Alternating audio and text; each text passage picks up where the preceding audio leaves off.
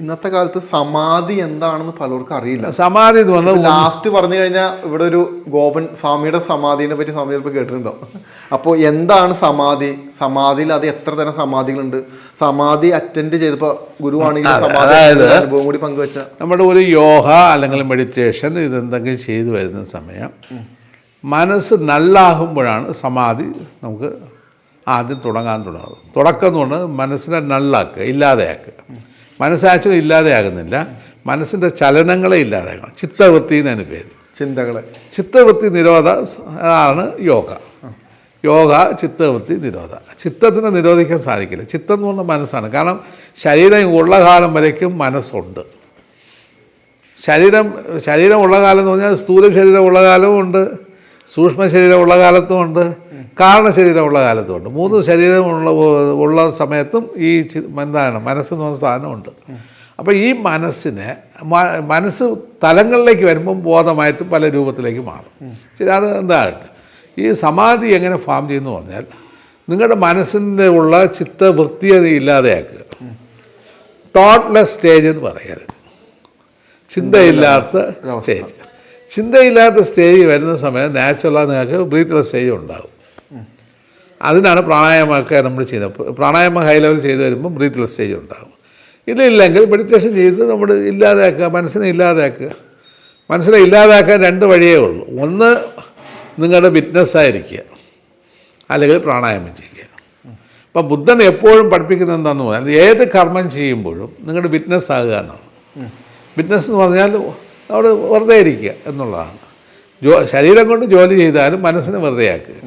ഇങ്ങനെ ഫാം ചെയ്ത് വരുന്ന സമയം നിങ്ങൾക്ക് ബോധം എക്സ്പാൻഷൻ ആകാൻ തുടങ്ങും.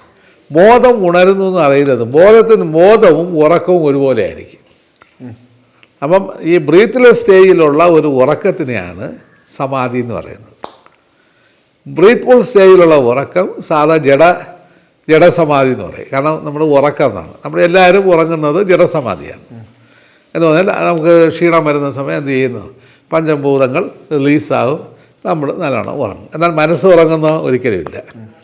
കാരണം മനസ്സ് അൺകോൺഷ്യസിൽ പോയിട്ട് തിരിച്ച് വീണ്ടും വന്ന് വീണ്ടും പഴയ പോലെ ജോലി തുടങ്ങും.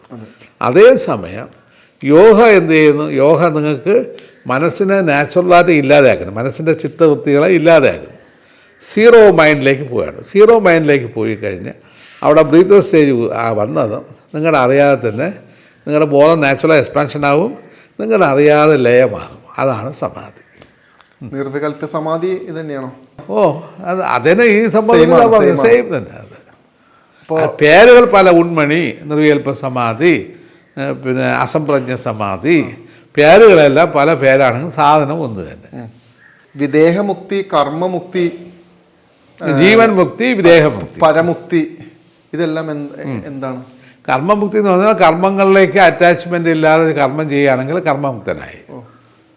അതേസമയം ജീവൻ മുക്തി എന്ന് പറയുന്നത് നമ്മുടെ ഈ സമാധി, അതായത് ബ്രീത്ത്ലെസ് സ്റ്റേജിൽ നമ്മുടെ മൈൻഡ് പോയിക്കൊണ്ടേയിരുന്നാൽ അത് ജീവൻ മുക്തിയായി.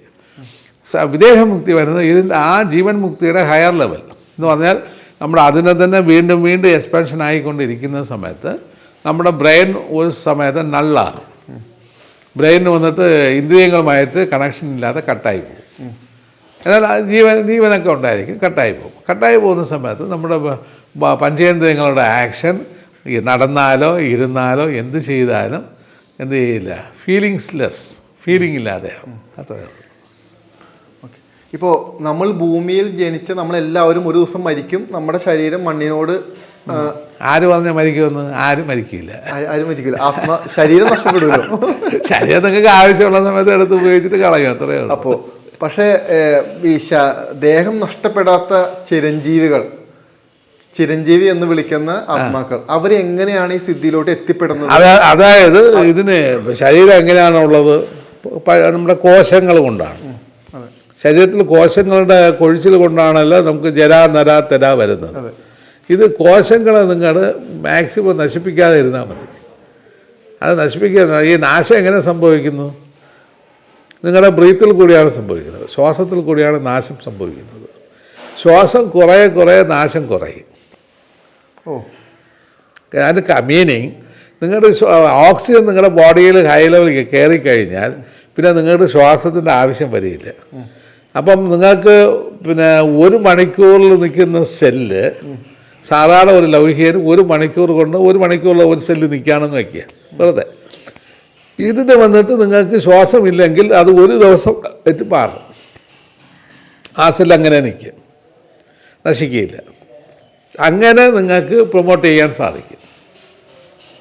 അപ്പം നമുക്ക് സാധാരണ ഒരാളിന് എന്താണ്, നമ്മളറിയാതെ തന്നെ കോശങ്ങൾ നശിച്ചുകൊണ്ടിരിക്കുകയാണ്. ഈ നാശത്തിന് നിങ്ങളുടെ എന്ത് ചെയ്യണം, ഇല്ലാതെയാക്കണം. അത് അത്രയേ ഉള്ളൂ. അങ്ങനെ ഇല്ലാതാക്കി വരുന്ന സമയം ശരിക്കും മാക്സിമം പ്രാണായാമത്തിൽ കൂടി പ്രാണനെ ഉള്ളിൽ യാമം ചെയ്ത് വരുന്ന സമയത്ത് നാച്ചുറലായിട്ട് ഈ എനർജി എന്ത് ചെയ്യും, ഈ കോശങ്ങളുടെ ഡീക്കേയെ കുറയ്ക്കാൻ തുടങ്ങും.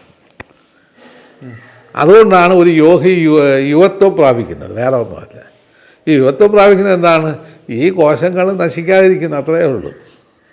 ഈ അതിലൂടെ ഹീലിങ്സ് സംഭവിക്കില്ലേ? എല്ലാം സംഭവിക്കും, അസുഖങ്ങളെല്ലാം എല്ലാം സംഭവിക്കും. ഈ ഹീലിംഗ് എന്ന് പറഞ്ഞത് നാച്ചുറൽ ഹീലിംഗ് എല്ലാം നാച്ചുറലാണ് നടക്കേണ്ട സംഭവമാണ്. അതായത് നിങ്ങളുടെ ഒരു ഡെത്ത്, അതായത് നിർവികൽപ്പ സമാധി എന്ന് പറഞ്ഞാൽ ഒരു മരണമാണ്. ഈ മരണം കഴിഞ്ഞ് നിങ്ങൾ തിരിച്ചു വരുന്ന സമയത്ത് നിങ്ങളുടെ പഴയ ശരീരമല്ല രണ്ടാമത്തെ ശരീരം. അപ്പോൾ നിങ്ങളുടെ നിർവികൽപ്പ സമാധി വീണ്ടും വീണ്ടും പ്രാക്ടീസ് ചെയ്ത് നിങ്ങളുടെ അനുഭവിച്ചുകൊണ്ടേ വരുന്ന സമയത്ത് നിങ്ങളുടെ റീബർത്ത് എടുത്തുകൊണ്ടേ ഇരിക്കുകയാണ്. ഓരോ മണിക്കൂറിലോളം റീബർത്ത്. അതുകൊണ്ടാണ് ഇതിൽ പീറ്ററോ മറ്റും പറയുന്നുണ്ട് ബൈബിളിൽ, കർത്താവിൻ്റെ കാരുണ്യം കൊണ്ട് ഞാൻ നിത്യവും ജനനവും മരണവും നടന്നുകൊണ്ടിരിക്കുന്നു, ദിവസവും നടന്നുകൊണ്ടിരിക്കുന്നു പറയുന്നത്. അദ്ദേഹത്തിൻ്റെ കാരുണ്യം കൊണ്ട് ഞാൻ എനിക്ക് നടക്കുകയാണ് എന്ന് അദ്ദേഹം പറയുന്ന വാക്ക്. അതിൻ്റെ മീനിങ് എന്താണ്?